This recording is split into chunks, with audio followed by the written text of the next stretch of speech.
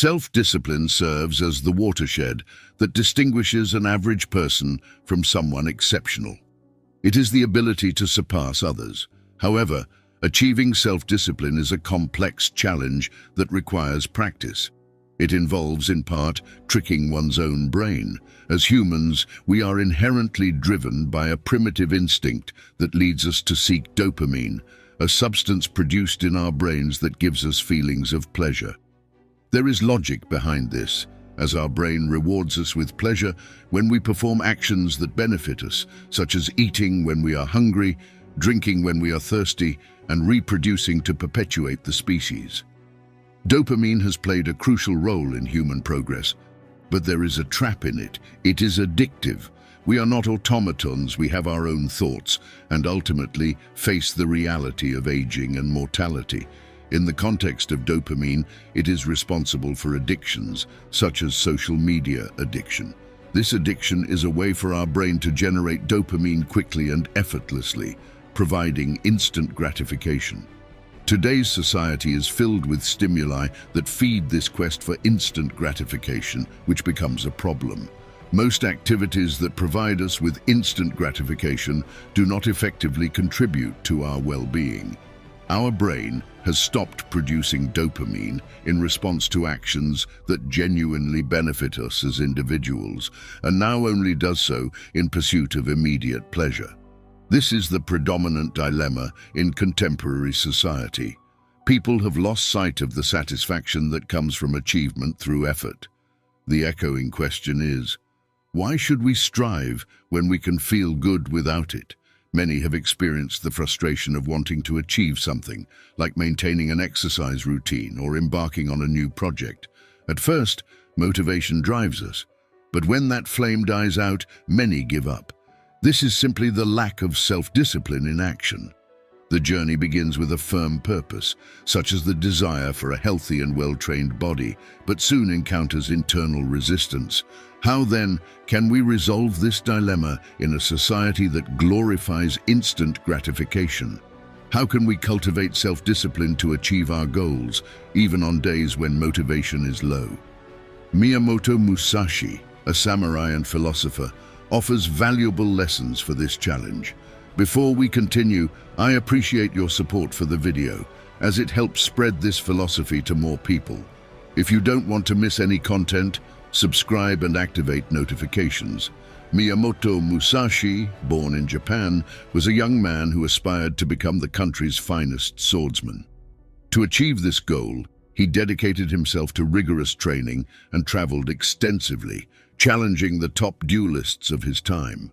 He participated in over 60 duels, often facing multiple opponents at once, which forced him to master the art of dueling with a sword in each hand. In addition to his martial skills, Musashi was also a prolific thinker and author. His most notable book is The Book of Five Rings, in which he expressed his life philosophy and his path to discipline in order to become Japan's finest warrior. The fundamental principles of Musashi's philosophy can be summarized in 4 key points. Avoiding the pursuit of easy pleasure was a mantra for Musashi. He believed that giving in to pleasure would weaken discipline and willpower. Instead, he adopted the strategy of generating dopamine only through the satisfaction earned through effort. When he defeated an opponent in a duel or completed a grueling training, he tricked his own brain, convincing it that effort was the sole source of well-being. For Musashi, greatness came at a price, and he was willing to pay it, regardless of the difficulty. Musashi understood that achieving excellence does not happen by sleeping in or avoiding training when motivation is lacking. He emphasized that time is truly well spent when dedicated to a meaningful purpose, and this feeling has no equivalent.